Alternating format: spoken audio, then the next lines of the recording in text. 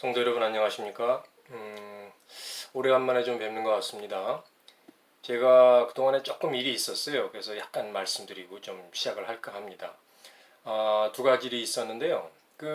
이게 동영상을 했는데 이게 업로드가 안 되더라고요.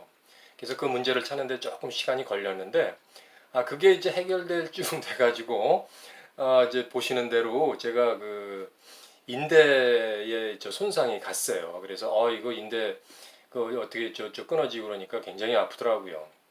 다행히 이제 그 뼈에는 이상이 없었는데 그래서 좀 이제 영상 올리는데 좀 시간이 걸렸습니다. 그리고 또 본론 들어가기 전에 어떤 분들이 정말 귀한 댓글을 남겨주셨어요. 꼭 말씀드리고 싶어서 풀 GC라는 분이 하나님 나라에 있음이 이전보다 훨씬 좋음에 동감하신다. 이런 정말 감동의 글을 남겨주셨습니다. 대단히 귀한 믿음을 가지신 분이라 저는 확신을 하고요. 제가 본 유튜브를 통해서 정말 하나님을 갈망하고 하나님 나라를 갈망하는 그런 분을 만나 뵙게 된다. 그런 사실을 알게 되었다라고 하는 게 정말 저한테는 굉장히 큰 위로와 확신을 주고 있습니다. 정말 감사합니다. 그리고 제가 이제 일전에 말씀 언젠가 드렸는데 녹화할 적에 어떤 재난 문자 방송 이런 걸로 이제 중단된다고 말씀드렸더니 또 귀한 정보도 주셨어요. 비행기 모드로 하면은 그게 다 해결된답니다. 그렇게 하겠습니다. 그 다음에 이제 51번째 구독자님이 이제 또 좋은 말씀 많이 남겨달라 이런 귀한 글을 남겨주셔서 너무 감사를 드립니다. 제가 유튜브 물론 처음이지만 동영상 이렇게 남기면서 이거 어떻게들 과연 생각을 하실까 이제 그런 궁금증이 있었어요. 그런데 제 생각하는 것, 상상하는 것 이상으로 정말 귀한 댓글 남겨주셔서 정말 감사합니다. 혹시 이렇게 남기실 의견이 있으면은 남겨주시면은 저한테 큰 위로가 되리라 저는 힘과 용기가 되리라 저는 그렇게 생각을 합니다. 오늘은 이제 염려와 근심에 대해서 이제 말씀을 드려볼까 합니다.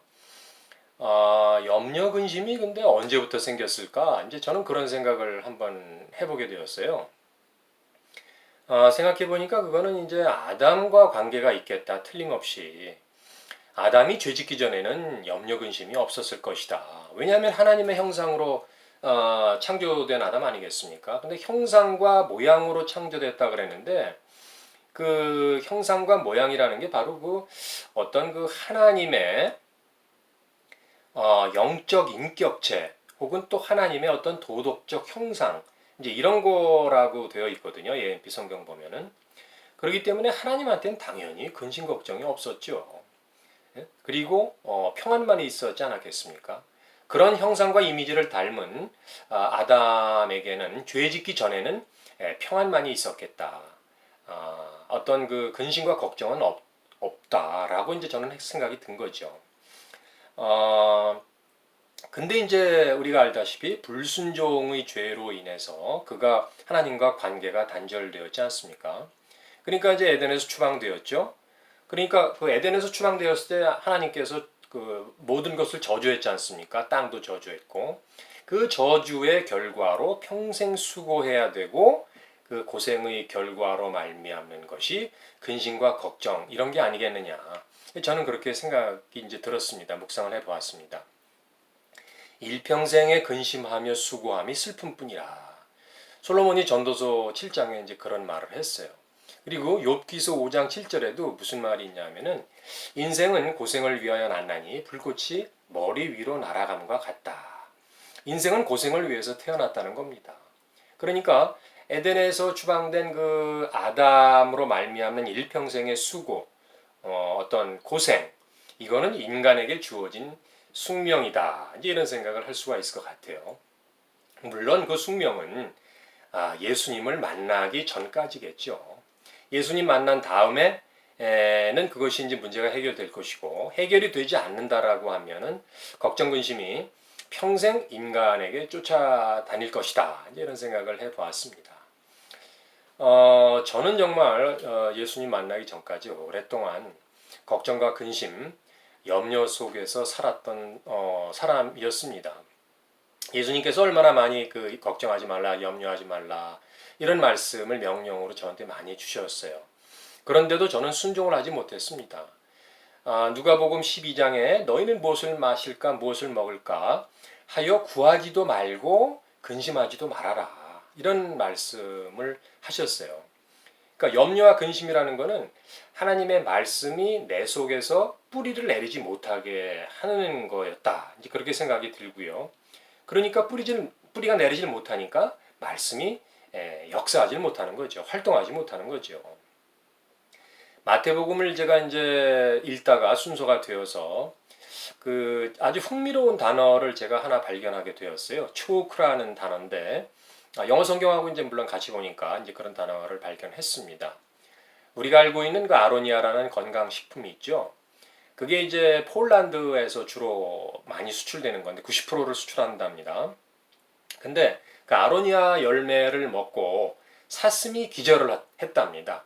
그래서 그 열매 이름이 또 달리 초크베리, 베리류인데 초크베리, 초크가 지금 말씀드린 초크하고 똑같은 초크예요. 뜻이 뭐냐면은 숨이 막히다, 질식시키다 라는 뜻이거든요. 마태복음 13장에 씨 뿌리는 비유 말씀에 뭐가 있냐면은 가시떨기에 씨를 뿌렸는데 세상의 염려, 재물의 유혹에 말씀이 막혀서 결실을 맺지 못한다. 이런 말씀이 이제 있습니다. 그러니까 그때의 그 말씀이 막혀가 바로 이 초크라는 단어를 사용하고 있는 것을 제가 이제 발견을 했어요. 그러니까 세상의 염려의 초크, 말씀이 질식되어 있고 막혀 있으니까 그 말씀이 하려고 하는 그 역사하심, 원하는 방향으로 말씀이 결실을 맺지 못하는 것은 당연한 결과이겠다. 그런 생각이 들었습니다. 그리고 이제 이성적으로 생각해봐도, 그리고 또 경험적으로 생각해봐도, 걱정 근심한다고 해서 무슨 해결될 일이 없었다라는 것을 분명히 이제 알고 있습니다. 그런데 현실적으로는 걱정을 하고 근심을 하는 저였다. 그런 저를 발견한다. 이런 거였습니다. 왜 무엇 때문에 무엇 때문에 이제 그런 걱정을 할까? 이런 이제 생각을 할 수밖에 없죠. 해 보았는데 어떤 저에 대한 미래의 불안, 어떤 두려움 그런 것이 가장 큰 이유였습니다. 저한테는 어떤 재정적인 그리고 건강에 대한 그런 어떤 두려움, 불안감 이런 거였는데 뭐 가진 돈도 별로 없는데 이거 다 쓰고 나면은 이거 어떡하지? 뭐 이런 걱정. 그다음에 제가 또 많은 병을 달고 살았으니까 이거 암 또 재발하면 어떡하지? 이런 그런 걱정 이런 것 때문에 그런 염려가 많이 생기지 않았느냐 이제 그런 생각을 해봤습니다. 또 이제 거기서도 더 나가면은 이제 그런 것들로 인해서 그런 염려가 생기고 결국 하나님께서 내 장래를 어떻게 돌봐주실까 뭐 이런 것들인 것 같아요.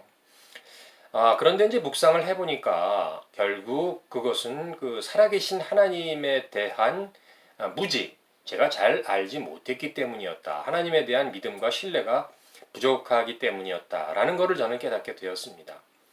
시편 139편 1편에 보면은 뭐라고 나와 있냐면은 주께서 저를 살폈으므로 주가 나를 아시나이다. 그 다음 절에는 주께서 내가 앉고 일어섬을 아시어서 멀리서도 나의 생각을 아신다. 이제 그런 말씀이 나와 있어요. 그러니까 여기서 아시고 생각을 아시고 뭐 멀리서도 이런 것들이 영어 성경을 자세히 보니까 간헐적으로 나를 아는 것이 아니라 일평생에 내가 생각하고 내 속의 의도했던 나의 어떤 그런 숨은 동기와 생각 이런 것까지 다 알고 계시는 하나님이시다 이라는 거죠. 그러니까 하나님 앞에 숨길 것은 아무것도 없습니다. 내가 혼자 몰래 생각했다 하더라도 하나님께서는 그걸 다 아신다 이런 얘기죠. 또 마태복음 6장 보니까 구하기 전에 너희에게 무엇이 있어야 할 줄을 하나님께서는 다 아신다. 그런 하나님이시다라고 저한테 이제 말씀을 주시더라고요. 그리고 또 그 빌립보서에 가면 말이죠. 4장에 가면은 하나님이 그리스도 예수 안에서 영광 가운데 그 풍성한 대로 너희 구할 것을 너희 모든 것을 다 채우시겠다. 이렇게 말씀을 또 하고 계세요. 그러니까 종합해 보면은 하나님은 나보다 나를 더 잘 아신다. 또 내가 필요한 그런 것들을 하나님은 나보다 더 잘 아신다. 그런 것들을 필요한 것들과 그 모든 것들을 하나님이 풍성하게 영광 가운데 내게 그리스도 예수 안에서 내가 있다면 채워주시겠다. 이런 약속의 말씀을 주셨다는 거예요. 그리고 히브리서 11장 6절 가면은 또 이런 말씀이 있지 않습니까? 하나님께 나아가는 자는 반드시 그가 계신 것을 믿어야 한다. 이제 나중에 이제 그런 믿음을 분명히 갖게 되었는데 처음에는 이제 그것들이 지금 말씀드린 하나님이 반드시 계신 것, 하나님이 엄연히 살아 계시지 않습니까? 그런 하나님이 살아 계시고 또 나를 돌보시고 계시다라는 사실을 잘 몰랐다라는 겁니다, 제가. 그러니까 그 부활하신 예수님의 새 생명이 제 속에 있다는 것을 몰랐기 때문에 그 새 생명의 역사하고 움직이고 활동하시는 그것, 또 설사 안다 해도 뿌리가 깊지 않았죠. 그래서 뿌리가 깊지 않았다는 것은 뭐 잘 결국 몰랐다는 얘기죠. 뭐. 그렇기 때문에 읽었다 하고 말씀을 읽어도 또 쉽게 간구하는 그런 결과가 저한테 나타날 수밖에 없었다라는 거였습니다. 결국 염려한다는 것은 하나님 그리고 하나님의 말씀에 대한 믿음이 없고 제가 신뢰를 하지 못한다라는 것을 제 스스로 입증하는 것이었다라고 이제 생각이 들었어요. 하나님의 말씀을 그러면은 순종하지 않는 것 그것이 결국 불순종인데 그래서 다시 아담한테 이제 생각을 하게 하셨는데 성경 말씀 즉 하나님의 말씀에 순종하지 않는 그런 아담이 성경 최초의 불순종의 죄를 지은 인간 아니겠습니까? 그런데 염려하지 말라라고 하는 하나님의 말씀에 순종하지 않는 것, 그것도 불순종의 죄를 범하는 거구나. 이제 저는 그런 것까지 이제 생각이 미치게 되었는데 그렇기 때문에 불순종의 죄라는 게 그렇게 어려운 죄가 아니었다. 하나님이 말씀해 주신 거 그냥 간과하거나 뭐 지나쳐 버리면 그게 순종하지 않는 거고 불순종이다. 그게 불순종의 죄다. 아담이 범한 것과 같은. 그렇기 때문에 하나님께서는 그 불순종하는 것을 그렇게 가볍게 다루시지 않는 하나님이시다. 아담에서도 예를 봤지 않습니까? 그러니까 순종과 불순종의 문제는 굉장히 중차대한 문제다. 이런 거를 제가 이제 다시 깨닫게 되었어요. 순종을 하겠다라고 제가 이제 작정과 다짐을 하고 했는데 그 이제 중간 과정에서 제가 순종하기 어려웠던 말씀이 이제 많이 있었는데 지금은 다 순종을 하려고 합니다. 하고 있고요. 그런데 순종하기 어려웠던 말씀 중에 하나가 누가복음 10장에 내 뜻과 정성과 목숨과 힘을 다해서 내 여호와 하나님을 사랑하라 이런 말씀이었어요. 그런데 거기에서 목숨까지 빼놓고 목숨이란 단어는 살짝 빼고 마음과 힘과 뜻을 다해서 하나님을 사랑하라. 그건 제가 이해를 할 수 있겠어요. 그런데 목숨까지 다해서 사랑하라? 이거는 제가 처음에 잘 이해도 못하겠고 정서적으로 이게 좀 뭐 이런 생각이 이제 들었습니다. 그런데 순종하라고 하는 것이 제가 작정을 한 다음에 이 말씀에 순종하기로 마음을 먹었어요. 그래서 하나님, 제가 제 목숨까지 다해서 하나님을 사랑하기로 결정을 했습니다. 순종하겠습니다. 이렇게 고백을 하니까 하나님께서 어떤 감동을 주시냐 하면은 어떤 그 생각을 주셨어요. 하나님께서 야, 네가 나를 모를 때에 내가 내 아들을 너를 위해서 목숨을 바치게 했어. 예? 그런데 그것이 과한 그런 어떤 나의 요구 사항이냐? 그런 말씀을 저한테 주시더라고요. 또 그런 묵상을 하는 가운데에 로마서 5장 8절 말씀을 저한테 또 주셨어요. 아직 내가 죄인 되었을 때에 그리스도께서 너를 위해서 목숨을 바친 것이 하나님께서 나에 대한 그 사랑을 확증하시는 것이다. 라는 말씀을 저한테 주셨어요.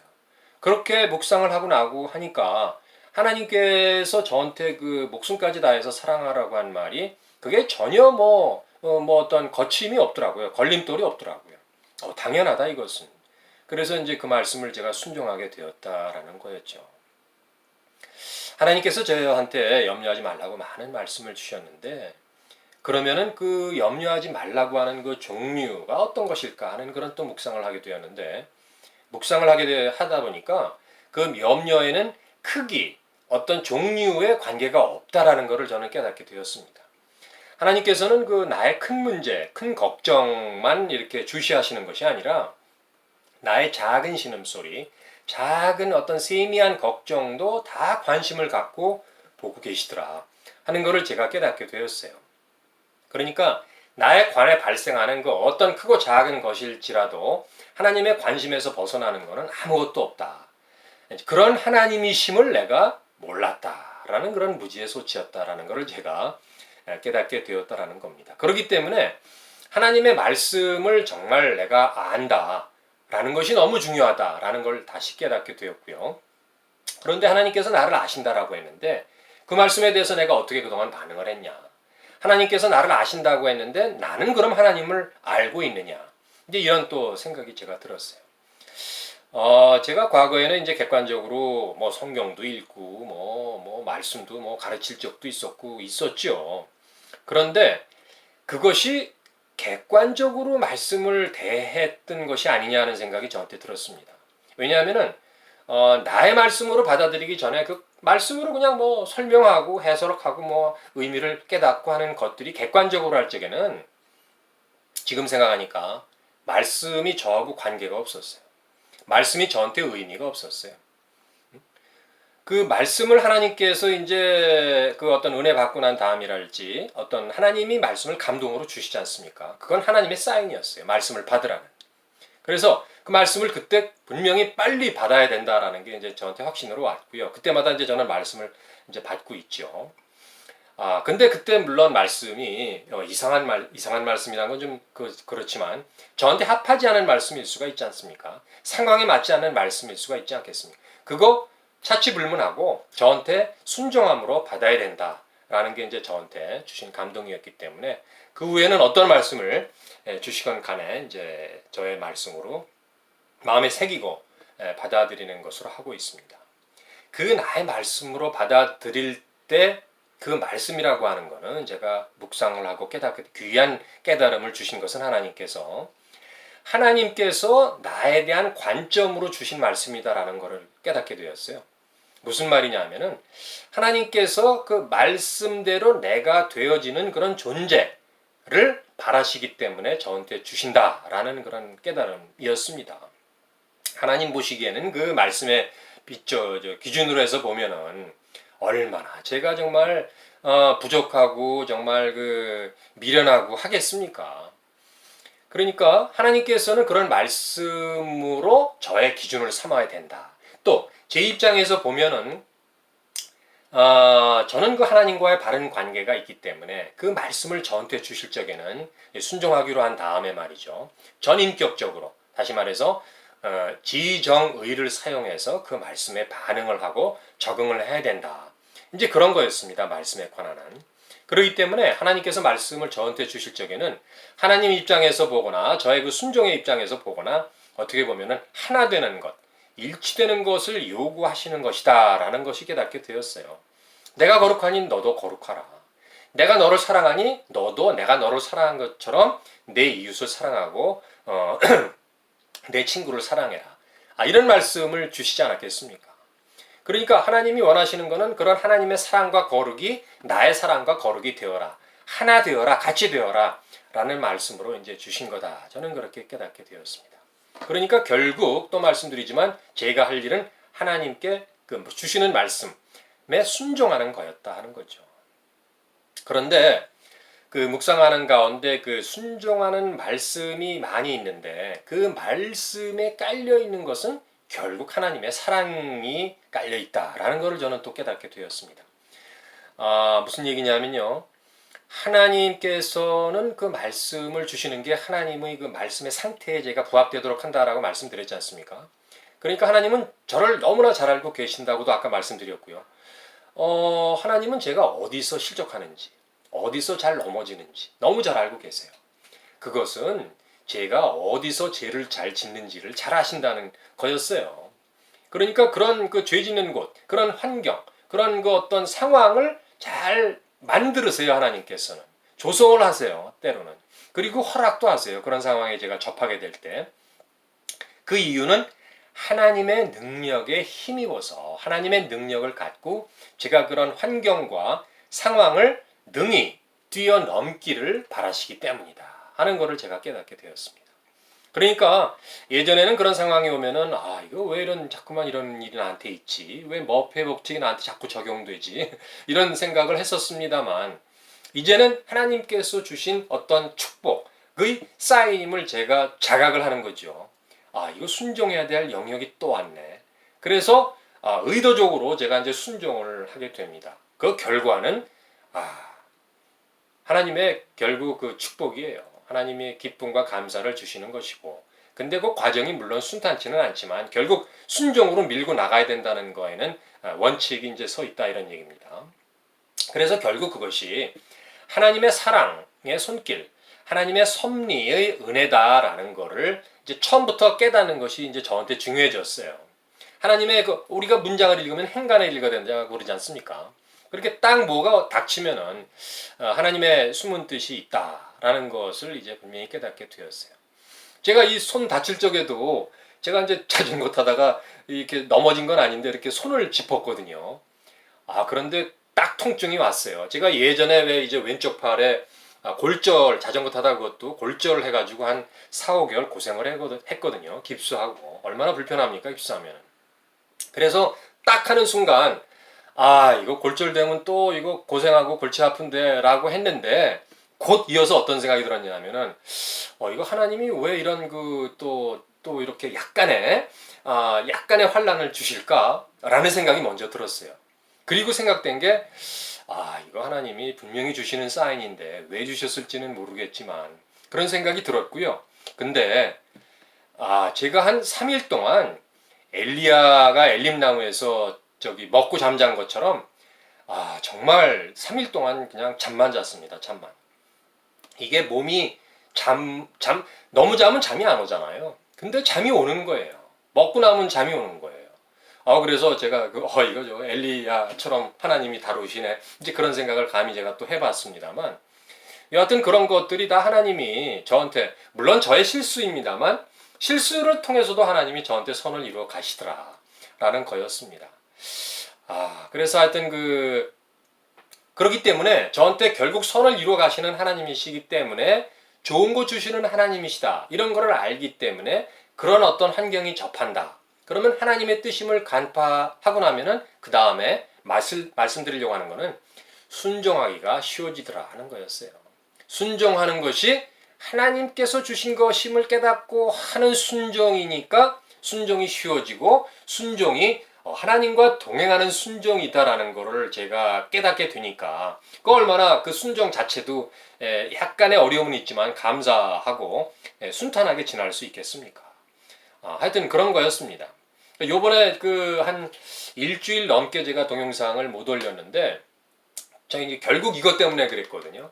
이제 이것 때문에 이제 쭉 생각을 했는데 하나님이 지금 와서 또 이제 좀 많이 나았으니까 생각하는 거는 그동안에 좀 이렇게 좀 과로를 했나 제가 이제 이런 생각도 드는 거였어요. 왜냐하면 3일 동안 그렇게 푹 잠만 자게 하셨으니까 지금 뭐 완전히 쌩쌩해졌으니까 제가 그렇게 된 쌩쌩해진 저를 또 발견하니까 그런 생각이 더욱 드네요. 그래서 하나님의 목적은 이제 말씀 연결됩니다. 결국 목적이라고 하는 거는 마태복음 5장 48절이었습니다. 저한테 이제 이 주제에 대해서 주시는 결론은 근데 마태복음 5장 48절은 뭐 인생의 결국 종국적으로 주시는 그런 어떤 결론일 수도 있죠. 뭐냐면은 잘 아시는 대로 내가 온전한 것 같이 너도 온전해져라는 거예요. 이거 참 대단한 말씀 아닙니까? 그건 정말 우리가 평생 갖고 가야 되는 말씀인데 그때 그 말씀을 저한테 주셨어요. 근데 제가 그 하나님의 온전함이라는 거에 대해서 묵상이라기보다 고민을 좀 많이 했습니다. 왜냐하면은 그 온전해진다라고 하는 게 영어로 perfect거든요. perfect. 어떻게 인간인 제가 하나님의 perfect 명령에 순종한다 해도 그 perfect에 이를 수 있겠습니까? 이제 그런 거에 대한 고민을 좀 했었는데 제가 AMP 성경을 보면서 굉장히 많이 해소가 되었어요. NIV에는 그게 그냥 perfect 그냥 그렇게만 나와 있는데 AMP에는 굉장히 자세한 설명이 나와 있었어요. 뭐냐면은 인간의 퍼펙트, 그러니까 제가 이제 그 말씀을 듣고 해석을 한 것이 뭐냐면은 결코 인간의 퍼펙트는 하나님의 퍼펙트에 갈 수가 없다. 갈 수 있는 때는 하나님 나라에서만 온전히 가능해질 수 있겠다라는 거지요. 그거는 이제 고린도전서 13장에 나중에 이제 다시 제가 말씀을 좀 드릴 거고요. 거기에 좀 그런 비슷한 게 나와 있어요. AMP에서 이야기하는 인간의 퍼펙트, 온전함이라고 하는 것은 하나님의 영적 성숙에 다가가라는 거죠. 그걸 추구해라는 거죠, 평생. 하나님의 영적 그런 경건함, 영적 경건함을 삶에 구현하라는 것이죠. 실현하라는 것이죠. 그것을 위해 끝까지 정진하라는 것이죠. 그게 하나님의 온전함에 가는 길이다라고 아주 정말 명확하게 설명을 해주시고 있더라고요. 그래서 이거구나. 그래서 굉장히 많은 위로를 받았습니다. 그 AMP 로마서 마태복음 5장 48절 해석을 보고 해석이 아닙니다. 성경 본문에 그게 같이 나와 있습니다. 그런 어떤 하나님의 온전함에 다가가라라고 한 것은 그때 말씀 제가 암송했던 게 떠올랐어요. 에베소서 4장 13절인데 하나님을 아는 것과 믿는 것에 하나가 되어 온전한 사람을 이루어 그리스도의 장성한 분량에 충만한 데까지 이르라 라고 하는 말씀이 있지 않습니까? 그러니까 그리스도의 장성한 분량이 충만하다. 그것이 하나님의 온전함 아니겠습니까? 그것이 또 신의 성품에 참여한 자 되라. 이런 베드로의 말씀과 또 일맥상통하다 하는 것을 제가 깨닫게 되었습니다. 그런데 말이죠. 이제 오늘은 여기까지 이제 좀 시간이 너무 많이 가니까 또 한 두세 번에 걸쳐서 해야 되니까 여기까지만 말씀드릴까 하는데 제가 이제 말씀드리고 싶은 것은 이 깨달음이 하나님께서 주신 그런 감동이나 깨달음이 참 제가 생각하기에도 참 놀라운 것들이 있어요. 이거 어떻게 이런 것들을 하나님께서 깨닫게 하실까 하는 이런 것들이 있는데 이게 저한테만 해당되는 게 아닌 것을 제가 분명히 알고 있어요. 제가 하나님을 갈망하고 정말 사랑하겠노라고 고백했던 그런 여러 과정이 있지 않겠습니까? 그렇기 때문에 누구에게나 하나님을 갈망하고 하나님을 사랑하고 하나님 나라를 정말 바라보는 그런 어떤 분에게나 저와 동일한 그런 은혜와 하나님의 그런 지혜, 하나님의 능력, 놀라운 하나님의 그런 사랑들이 임할 수 있지 않겠냐는 것이 저의 늘 생각하는 거예요. 그러니까 이렇게 동영상을 우리가 같이 나누면서 은혜를 받는데 하나님의 사랑이 지금도 우리 모두에게 넘칠 수 있다. 단 조건은 우리가 하나님을 바라봐야 된다는 거죠. 하나님한테 우리가 시선을 고정시켜야 된다는 것이죠. 이제 그럴 적에 우리 모두에게 놀라운 하나님의 은혜가 넘칠 수 있겠다라는 게 이제 저의 바람이고 우리 모두가 누려야 될 것이 아니겠느냐 저는 생각합니다. 그렇게 하실 정말 나의 하나님, 우리의 하나님 아버지께 영광과 정말 찬양을 드릴 수밖에 없습니다. 감사합니다. 오늘 영상은 여기까지입니다.